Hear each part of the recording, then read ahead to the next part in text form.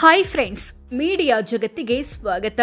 Friends, Rishabh Shetty Kantara cinema ಮೂಲಕ ಇಡೀ ದೇಶವೇ ತನ್ನತ್ತ ತಿರುಗಿ ನೋಡುವಂತೆ ಮಾಡಿದ ನಟ, ನಿರ್ದೇಶಕ, ನಿರ್ಮಾಪಕ. ಇಂಥ ರಿಷಬ್ ಶೆಟ್ಟಿ ಇಲ್ಲಿಯವರೆಗೆ ಬೆಳೆದು ಬಂದಿದ್ದು ಹೇಗೆ? ಇವರ ಜೀವನದ ಹಾದಿ ಹೇಗಿದೆ?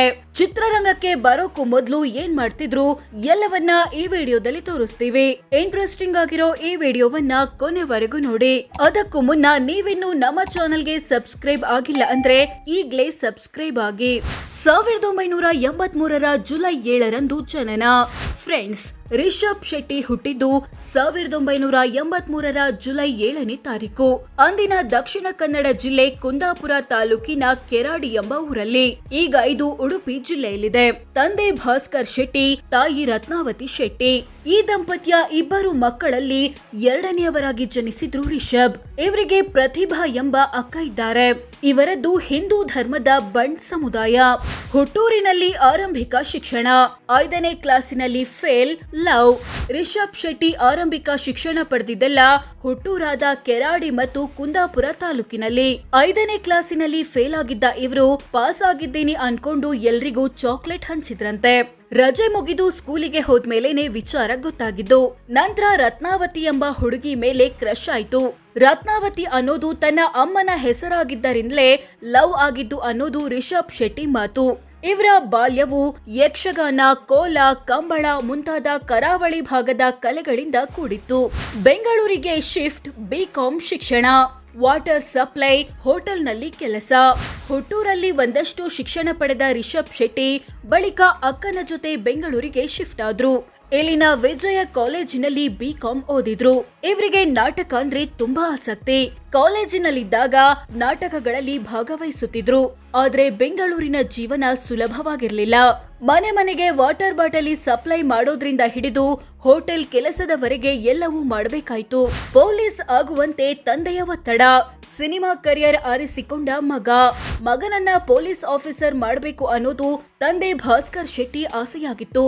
ಅದರ ಹಿಂದೆ ಒಂದು ಕಾರಣವೂ ಇತ್ತು. ಅಂದ್ಹಾಗೆ ಇವರ ಕುಟುಂಬದ ಬಳಿ ಈ ಹಿಂದೆ ತುಂಬಾ ಜಮೀನು ಇತ್ತಂತೆ. ಆದ್ರೆ ಕೋರ್ಟು ಕೇಸು ಅಂತ ಹೇಳಿ ಸಾಕಷ್ಟು ಜಮೀನು ಕಳೆದುಕೊಂಡ್ರು. ಹೀಗಾಗಿ ಮಗ ಪೊಲೀಸ್ ಆಫೀಸರ್ ಆದ್ರೆ ಸ್ವಲ್ಪ ಹೆಲ್ಪ್ ಆಗ್ಬೋದು, ಇನ್ಫ್ಲೂಯೆನ್ಸ್ ಬಳಸಿಕೊಳ್ಬಹುದು ಅನ್ನೋದು ತಂದೆಯ ಪ್ಲಾನ್ ಆಗಿತ್ತು. ಪೊಲೀಸ್ ಆದ್ರೆ ಲಂಚ ತಗೋಬೇಕಾಗುತ್ತೆ ಅನ್ಕೊಂಡ ರಿಷಬ್ ಮಿಲಿಟರಿಗೆ ಬೇಕಾದ್ರೂ ಹೋಗ್ತೀನಿ, ಪೊಲೀಸ್ ಆಗಲ್ಲ ಅಂದ್ರು. ಕೊನೆಗೆ ಆರಿಸಿಕೊಂಡಿದ್ದು ಸಿನಿಮಾ ಕ್ಷೇತ್ರ. ಆರಂಭದಲ್ಲಿ ಕ್ಲಾಪ್ ಬಾಯ್ ಆಗಿ ಕೆಲಸ. ಚಿತ್ರರಂಗವನ್ನ ಆರಿಸಿಕೊಂಡ ರಿಷಬ್ ಶೆಟ್ಟಿಗೆ ಆರಂಭದಲ್ಲಿ ಸಿಕ್ಕಿದ್ದು ಕ್ಲಾಪ್ ಬಾಯ್ ಕೆಲಸ. 2006ರಲ್ಲಿ ತೆರೆ ಕಂಡ ಸೈನೆಡ್, ಗಂಡ ಹೆಂಡತಿ ಮುಂತಾದ ಸಿನಿಮಾಗಳಿಗೆ ಕ್ಲಾಪ್ ಬಾಯ್ ಆದ್ರು. ಈ ನಡುವೆ ಬೆಂಗಳೂರಿನ government film and TV institute ನಲ್ಲಿ ಸಿನಿಮಾ ನಿರ್ದೇಶನ ವಿಷಯದಲ್ಲಿ ಡಿಪ್ಲೊಮಾ ಓದಿದ್ರು. ಹೆಸರು ಬದಲಿಸಿಕೊಂಡ ರಿಷಬ್. ಫ್ರೆಂಡ್ಸ್, ರಿಷಬ್ ಶೆಟ್ಟಿಯ ಮೊದಲ ಹೆಸರು ಪ್ರಶಾಂತ್ ಶೆಟ್ಟಿ.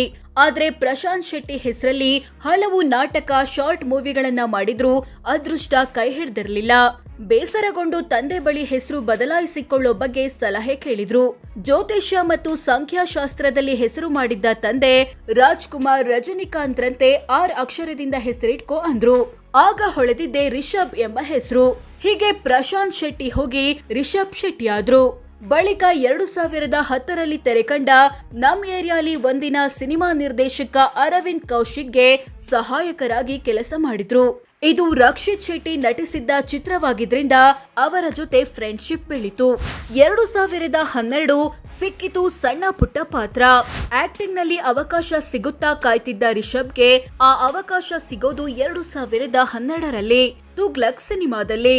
ಅರವಿಂದ್ ಕೌಶಿಕ್ ನಿರ್ದೇಶಿಸಿ ರಕ್ಷಿತ್ ಶೆಟ್ಟಿ ನಟಿಸಿದ್ದ ಚಿತ್ರವಿದು. ನಂತರ ಅಟ್ಟಹಾಸ, ಲೂಸಿಯಾ, ಉಳಿದವರು ಕಂಡಂತೆ ಮುಂತಾದ ಸಿನಿಮಾಗಳಲ್ಲಿ ಕೆಲವೊಂದು ಪಾತ್ರ ಮಾಡಿದ್ರು. 2016ರಿಂದ ನಿರ್ದೇಶಕನ ಜರ್ನಿ. ಕಿರಿಕ್ ಪಾರ್ಟಿ ತಂದಿತು ಕೀರ್ತಿ. ಸಣ್ಣ ಪುಟ್ಟ ಪಾತ್ರಗಳಿಗೆ ಸೀಮಿತವಾಗಿದ್ದ ರಿಷಬ್ ಶೆಟ್ಟಿ ಹೀಗೆ ಕೂತ್ರೆ ಆಗಲ್ಲ ಅನ್ಕೊಂಡು ನಿರ್ದೇಶನ ಮತ್ತು ಸ್ಟೋರಿ ರೈಟಿಂಗ್ ಕಡೆ ಗಮನ ಹರಿಸಿದ್ರು. ಅದರ ಪರಿಣಾಮ 2016ರಲ್ಲಿ ಇವರೇ ನಿರ್ದೇಶಿಸಿ ಬರೆದ ರಿಕ್ಕಿ ಚಿತ್ರ ರಿಲೀಸ್ ಆಯ್ತು. ಆದ್ರೆ ಅಷ್ಟೇನು ಸದ್ದು ಮಾಡ್ಲಿಲ್ಲ. ಅದೇ ವರ್ಷ ತಾವು ನಿರ್ದೇಶಿಸಿದ 2ನೇ ಚಿತ್ರವಾದ ಕಿರಿಕ್ ಪಾರ್ಟಿ ರಿಲೀಸ್ ಆಗಿ ಭಾರಿ ಯಶಸ್ಸು ಕಾಣ್ತು. ಹಲವು ಅವಾರ್ಡ್ಗಳು ಬಂದ್ವು. ಆಮೇಲೆ ಹಿಂದೆ ತಿರುಗಿ ನೋಡಲೇ ಇಲ್ಲ. 2017ರಲ್ಲಿ ಪ್ರಗತಿ ಶೆಟ್ಟಿ ಜೊತೆ ಮದ್ವೆ. ಮಕ್ಕಳಿಗೂ ಆರ್ ಅಕ್ಷರದಿಂದಲೇ ಹೆಸರು. ಕಿರಿಕ್ ಪಾರ್ಟಿ ಯಶಸ್ಸಿನ ಉತ್ತುಂಗದಲ್ಲಿದ್ದಾಗಲೇ ರಿಷಬ್ ಶೆಟ್ಟಿ ದಾಂಪತ್ಯ ಜೀವನಕ್ಕೆ ಕಾಲಿಟ್ರು. 2017ರಲ್ಲಿ ಸಾಫ್ಟ್ವೇರ್ ಇಂಜಿನಿಯರ್ ಪ್ರಗತಿ ಶೆಟ್ಟಿಯನ್ನ ಮದುವೆಯಾದ್ರು. ಇವರಿಗೆ ರಣವೀರ್ ಶೆಟ್ಟಿ ಮತ್ತು ರಾಧ್ಯಾ ಶೆಟ್ಟಿ ಎಂಬ ಮಕ್ಕಳಿದ್ದಾರೆ. ಮಕ್ಕಳಿಗೂ ಅದೃಷ್ಟದ ಆರ್ ಅಕ್ಷರದಿಂದಲೇ ಹೆಸರಿಟ್ಟಿದ್ದಾರೆ. 2018 ಶಾಲೆಯಿಂದ ಪ್ರೊಡ್ಯೂಸರ್.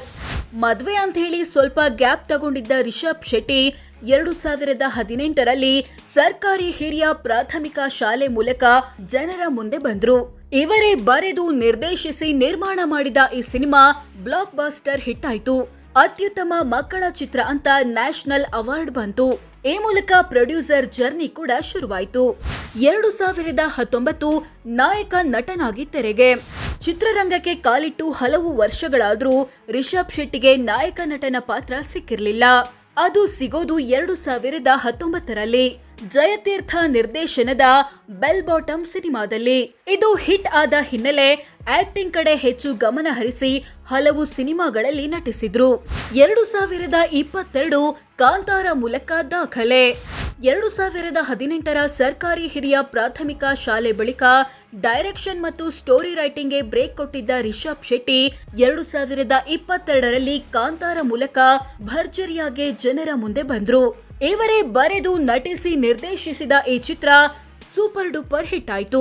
ಕನ್ನಡ ಮಾತ್ರವಲ್ಲದೆ ಬೇರೆ ಬೇರೆ ಭಾಷೆಗಳಲ್ಲಿ ರಿಲೀಸ್ ಆಗಿ ದಾಖಲೆ ಮೇಲೆ ದಾಖಲೆ ಬರೀತು. 100 ಕೋಟಿ ಬಾಚಿಕೊಳ್ತು. ಇದರಲ್ಲಿನ ಅದ್ಭುತ ನಟನೆಗೆ 2024ರಲ್ಲಿ ರಾಷ್ಟ್ರ ಪ್ರಶಸ್ತಿ ಬಂತು. ರಿಷಬ್ ಶೆಟ್ಟಿ ಆಸ್ತಿ ಎಷ್ಟು ಗೊತ್ತಾ ಫ್ರೆಂಡ್ಸ್? ರಿಷಬ್ ಶೆಟ್ಟಿ ಬಳಿ ಸುಮಾರು 15 ಕೋಟಿ ಮೌಲ್ಯದ ಆಸ್ತಿಪಾಸ್ತಿ ಇರಬಹುದು ಅಂತ ಅಂದಾಜಿಸಲಾಗಿದೆ. ಸೊ ಫ್ರೆಂಡ್ಸ್, ಇದಿಷ್ಟು ಕಾಂತಾರ ಸಿನಿಮಾ ಖ್ಯಾತಿಯ ರಿಷಬ್ ಶೆಟ್ಟಿ ಇಲ್ಲಿಯವರೆಗೆ ಬೆಳೆದು ಬಂದಿದ್ದು ಹೇಗೆ, ಇವರ ಜೀವನದ ಹಾದಿ ಹೇಗಿದೆ ಅನ್ನೋದನ್ನ ತಿಳಿಸಿಕೊಡೋ ಪ್ರಯತ್ನ. ಇವರ ಬಗ್ಗೆ ನಿಮ್ಗೆ ಏನನ್ಸುತ್ತೆ ಕಾಮೆಂಟ್ ಮಾಡಿ ತಿಳಿಸಿ. ಹಾಗೆ ವಿಡಿಯೋ ಇಷ್ಟ ಆಗಿದ್ರೆ ಲೈಕ್ ಮಾಡಿ, ಶೇರ್ ಮಾಡಿ, ನಮ್ಮ ಚಾನೆಲ್ಗೆ ಸಬ್ಸ್ಕ್ರೈಬ್ ಆಗಿ. ಧನ್ಯವಾದ.